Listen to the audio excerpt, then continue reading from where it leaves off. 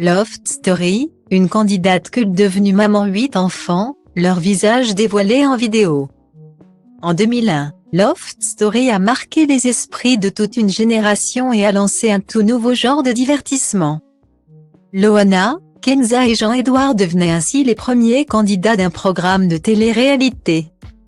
C'est donc tout naturellement que l'émission avait alors été reconduite l'année suivante pour une deuxième saison. Et à ce moment-là, la candidate Sandra Colombet avait notamment retenu l'attention. Souvenez-vous, cette ancienne Miss N ne cessait de chanter My Heart Will Go On et était surnommée la chiotte nénette. Elle avait quitté le feu des projecteurs aussitôt le jeu terminé. En effet, Sandra Colombet a presque retrouvé son anonymat en s'installant dans sa région d'origine où elle évolue depuis plusieurs années en tant qu'éducatrice spécialisée. En outre, elle a eu le temps depuis le loft de devenir maman de 8 enfants. Une sacrée tribu qu'elle gère avec son mari Stéphane Chesinski. Sur son compte Instagram, Sandra partage souvent des photos de sa famille au grand complet. Et récemment, elle est même allée jusqu'à dévoiler les visages de tous ses enfants à travers un montage vidéo.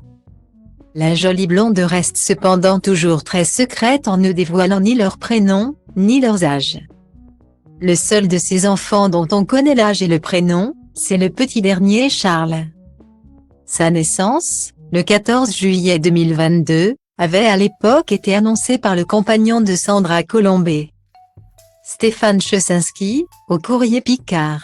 Sandra a senti les premières contractions vers 3 heures du matin et nous sommes partis à la maternité de Fourmies.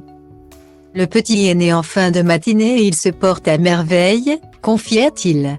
Ce jour où elle a donné naissance à son 8e enfant. Sandra allait recevoir la médaille de la famille à Nampcelles-la-Cour dans l'Aisne. Une décoration donnée en honneur des familles nombreuses. C'est Stéphane qui l'avait donc remplacé pour recevoir cet honneur. Sandra avait de son côté suivi la cérémonie via son téléphone. « J'ai toujours aimé les familles nombreuses », avouait-elle.